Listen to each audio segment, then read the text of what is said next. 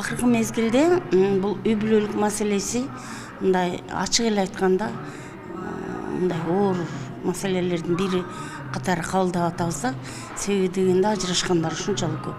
Анын себебин биз таппай жатабыз. Себеби дегенде бул эмне себептен ажырашып атат? Социалдык абалбы, же тарбиясыздыкпы, же болбосо үй бүлөнүн бир мындай бири-бирине түшүнбөчүлүктөрүнүн ар түрдүү кесепеттери келип миграцияны таасир этип атабы?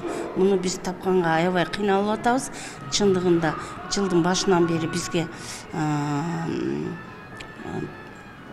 эсептеп бир күн эсебибиз боюнча 915 адам кайрылыптыр да.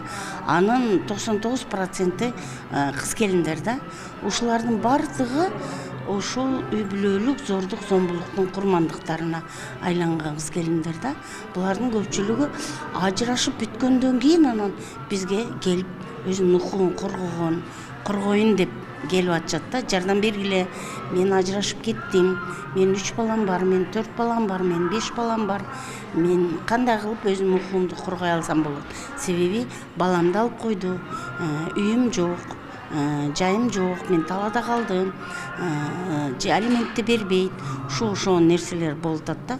Ошон үчүн үй бүлөлүк маселенин ушунчалык бийик кульминациялык точкасына келип жеткен окшойбуз деп биз ойлоп атабыз. Себеби дегенде бул кайрылуулардын санынын көптүгүнөн. Сиздердин ушул ак жүрөк кризистик борбордо кандай кайрылып келгенде кандай жардамдар бере аласыздар аларга?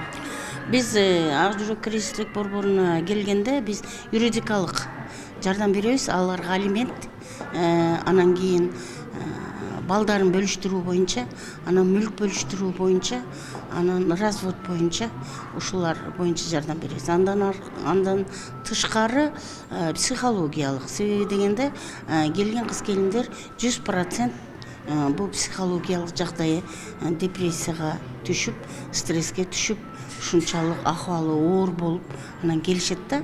Ошол учурда биз ошо стресстен, депрессиядан чыгаруу аракеттерин көрөбүз. Бул психологдордун иши болуп атат. Мунун түрдүү себептери бар. Жакындан көрсөтө албагандарды, жанагы бизге кайрылган кыз келиндердин башкалыкка жайда жашап аткан кыз келиндерди. Алардын түрдүү себептери бар. Себеби дегенде бизде биринчи анонимдүүлүк сакталат. Экинчи ошо анонимдүү болгондугуна байланыштуу бизге кайрылгандардын саны көбүрөөк да. Ал жерге барып алып туруп алардын состояниясы деп коеюн, мүнөзү, ошол убактагы абалы ар түрдүү да. Бирөө ушул абдан оор акыбалга түшүп, үй бүлөсүнөн ажырап келип атат да. Акыры биз ошолорду кайрадан үйүнө кошобуз. Ошол себептен алар түздөн-түз маектешүүгө барганга алар баш тартышат.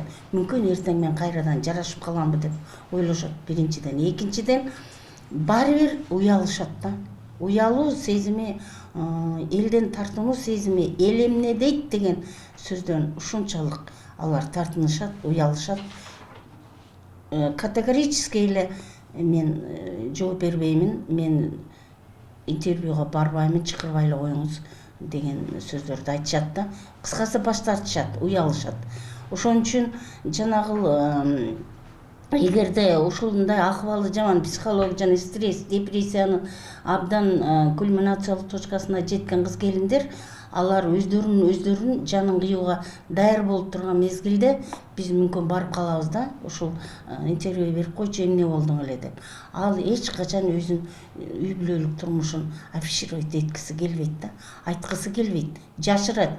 Акыры жашырып отуруп ачыкка чыгат, бирок ошону ачыкка чыкканга чейинкилери дагы булар жашырганга аракет жасашат да.